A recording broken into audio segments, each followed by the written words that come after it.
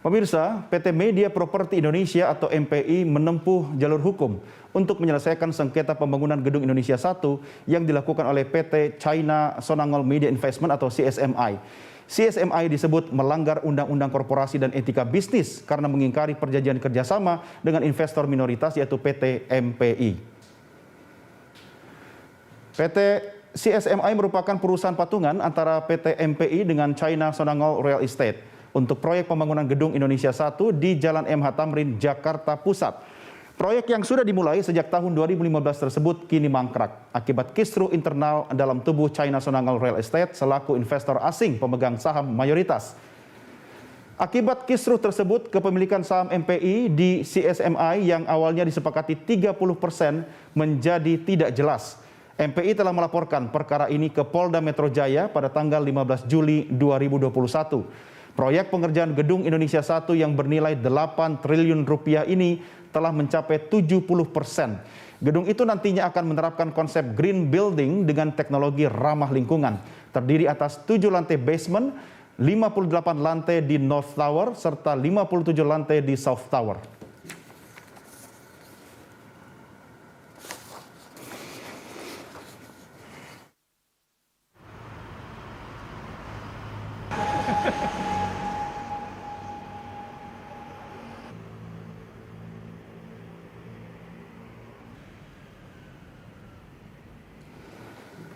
Proyek pembangunan Gedung Indonesia 1 awalnya diproyeksikan berlangsung 48 bulan dan rampung pada tahun 2019.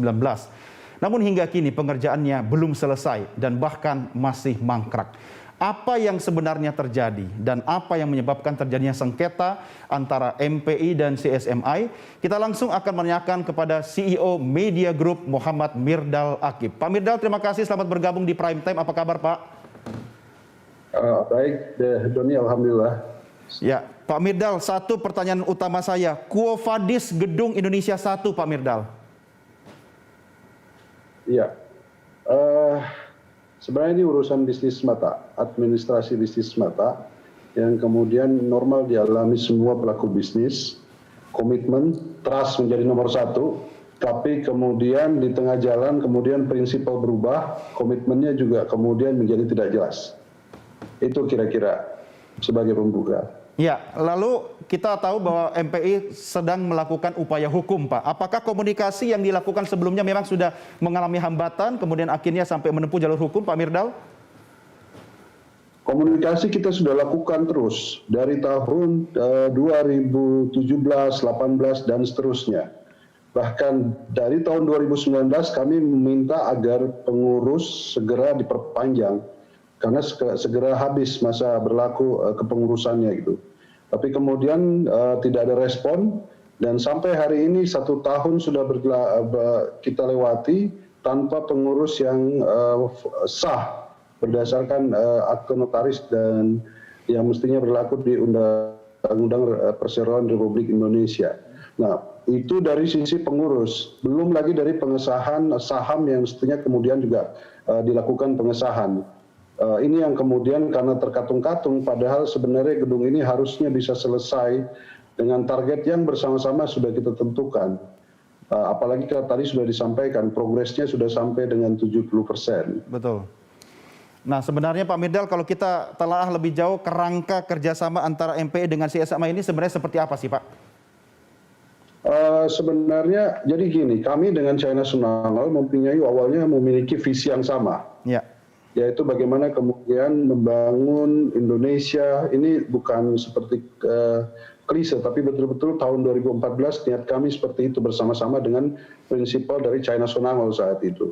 Karena saat itu investasi di Indonesia sangat kecil.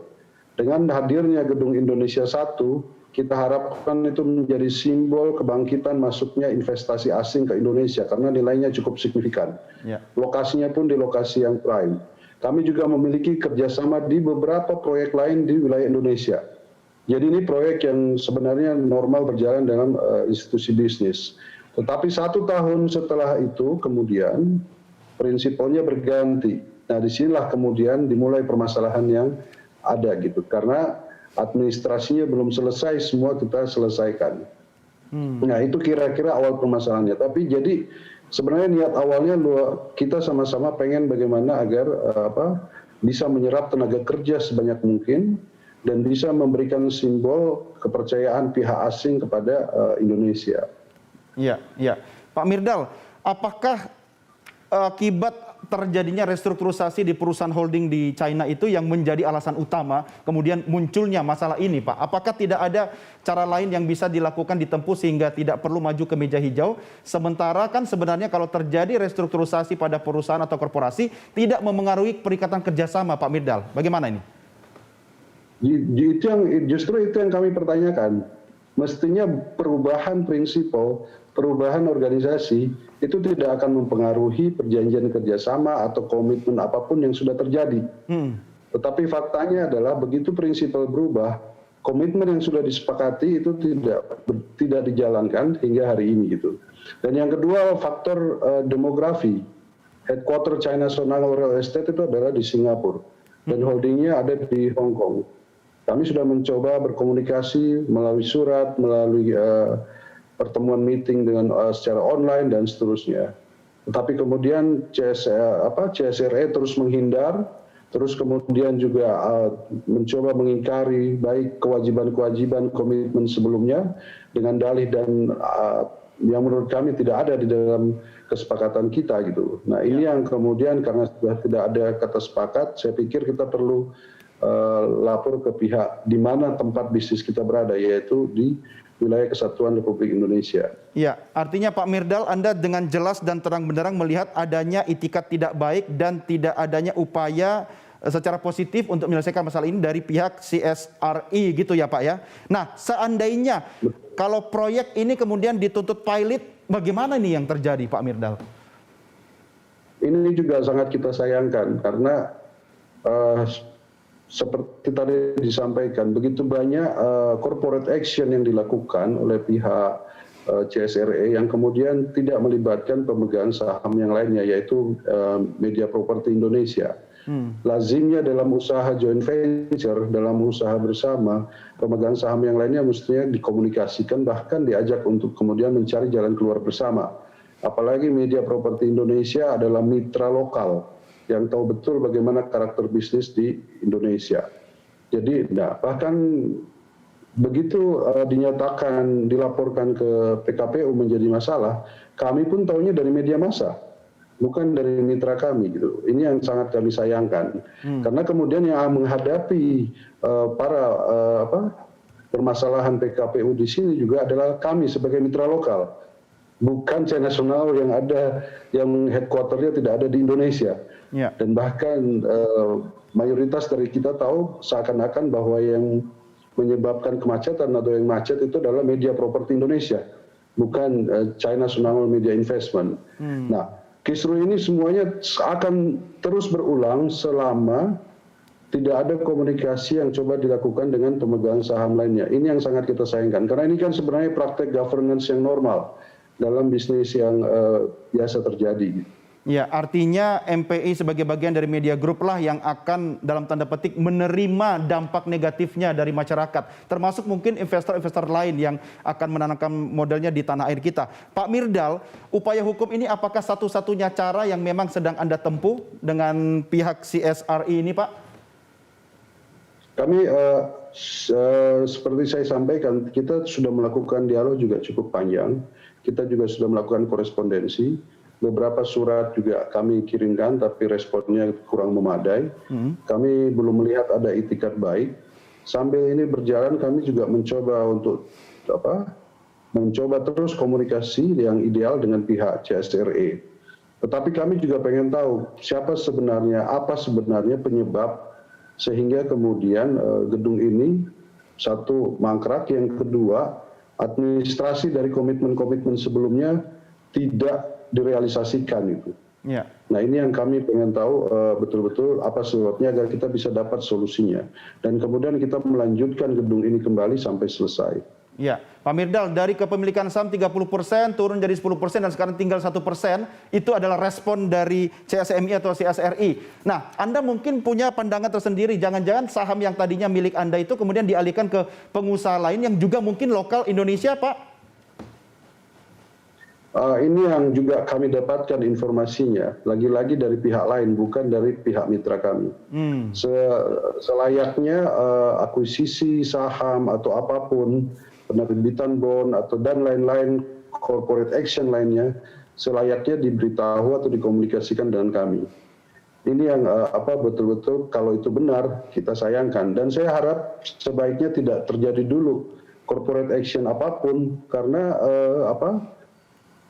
proyek ini sedang dalam sengketa. Kemarin kami barusan juga melaporkan ke Pengadilan Negeri Jakarta Selatan mengenai proses perdata dari Gedung Indonesia 1 ini gitu, agar kemudian semua bisa dijelaskan. Jadi apabila ada pihak lain yang mencoba untuk kemudian melakukan akuisisi padahal proses kepemilikannya sahamnya saja belum jelas, nanti akan makin berlarut-larut dan masuk ke dalam proses yang belum jelas ini gitu. Iya. Sebaiknya tunggu ini selesai, baru kemudian kita bersama-sama memutuskan apa langkah berikutnya. Ya, Pak Mirdal, saya tahu pasti Anda juga sudah tahu lah siapa kira-kira pengusaha yang kemudian dalam tanda petik mengambil alih saham Anda sebelumnya. Boleh kami dapatkan informasi itu, Pak? Jadi sebenarnya kalau proses pelepasan saham atau pembelian atau akuisisi bukan cuma pihak China Sonangol Real Estate. Kami dari MPI pun, Media Properti Indonesia, banyak yang datang kepada kami untuk kemudian punya niat untuk bekerja sama atau kemudian transaksi lainnya. Tapi kami sangat menghormati kesepakatan bersama, kami sangat menghormati perjanjian bisnis yang sudah terjadi antara kami dengan mitra kami. Sehingga itu tidak mungkin kami lakukan. Tapi kami sayangkan apabila itu terjadi justru di pihak China Sonangol Real Estate. Dan jangan lupa ini semuanya ada di wilayah hukum Republik Indonesia yang tidak bisa begitu saja kemudian terjadi pengalihan saham tanpa melibatkan pemegang saham yang lainnya. Anda kalau beli saham di bursa, baik itu 1 lembar, 10 lembar atau berapapun, 50.000 perak sekalipun, tetap berkewajiban untuk memberitahu pemegang saham sekecil apapun corporate action yang akan dilakukan, termasuk meminta persetujuannya. Nah ini kami, pihak yang kemudian berkontribusi cukup besar dalam pembangunan tersebut, termasuk tanah itu bisa dijual, diadakan karena MPI. MPI lah yang mengadakan tanah di Tamrin tersebut. Dan kemudian di atasnya kita bikin proyek Indonesia 1 bersama dengan PT Real Estate dan membentuk Media Properti Indonesia. Jadi dalam kontribusi seperti itu, belum lagi kami yang menghadapi semua operasional permasalahan di lokal, rasa-rasanya perlu kita pertanyakan niatnya gitu. Ya, Pak Mirdal, Anda dan MPI berusaha untuk komit menghargai kerjasama dengan mitra Anda, tapi ternyata mitra kerjasama Anda tidak komit. Dan ini bukan cuma soal pelanggaran etika, tapi juga sudah wan prestasi. Harapan kita tentunya adalah Indonesia 1 ini bisa segera berdiri dan diresmikan. Apa yang bisa Anda sampaikan terkait dengan upaya penyelesaian ini, Pak? Jadi saya berharap ini kembali ke jalur bisnis normal. Jadi bagaimana kemudian kita segera bisa melakukan RUPS. Karena banyak komitmen-komitmen dan persyaratan untuk melanjutkan bisnis ini harus diputuskan di dalam RUPS. 1, mengenai keabsahan pemegang saham, yang kedua juga pengurus yang baru, belum lagi kemudian termasuk masalah kepailitan dan lain-lain. Itu semua harus diambil keputusannya di dalam RUPS LB atau RUPS. Nah, ini saya harap bisa segera dilaksanakan agar kemudian ini bisa kita lanjutkan gedung ini. Gedung ini sudah 70% lebih. Dan gedung ini bisa menyerap tenaga kerja yang banyak sekali, luar biasa banyak. Belum lagi tenan yang tertarik untuk masuk ke dalam gedung ini. Belum lagi gedung ini akan menjadi simbol bahwa kita bisa melaksanakan konsep green secara total di dalam satu building dengan konsep dengan tinggi yang cukup tinggi, yaitu 300 meter lebih. Nah, banyak sekali efek domino yang bisa dihasilkan dari gedung ini, apalagi lokasinya sangat prime di Jalan MH Tamrin. Ya, Pak Mirdal, kita ingat pada waktu proyek ini dimulai valuasinya 8 triliun, Pak. Hari ini sendiri dengan kasus ini, Pak, bagaimana Anda menilai valuasi proyek ini, Pak? Pihak appraisal juga sudah melakukan appraisal, nilainya terus tumbuh. Bahkan ini termasuk salah satu gedung dengan nilai tertinggi di mana? Bukan cuma di Indonesia, tetapi di Asia. Nah, ini harapan kami. Saya tidak bisa menyampaikan secara konkret angkanya karena itu sifatnya konfidensial dan kalkulatif. Belum juga ada banyak dispute di situ. Tapi intinya dari angka yang tadi disebutkan Doni itu terus tumbuh. Ya. Dan ini adalah sayang sekali kalau ini tidak segera kita tuntaskan. Mestinya selesai di tahun 2020. Tetapi kemudian karena terus belum selesainya berbagai permasalahan, akhirnya sampai tahun ini belum selesai. Ya, baik. Pak Mirdal, kita berharap kasus ini segera selesai karena PT MP juga membawa bendera Indonesia, Pak ya. Terima kasih Pak Mirdal, salam sehat selalu Pak. Terima kasih Doni, sama-sama. Terima kasih.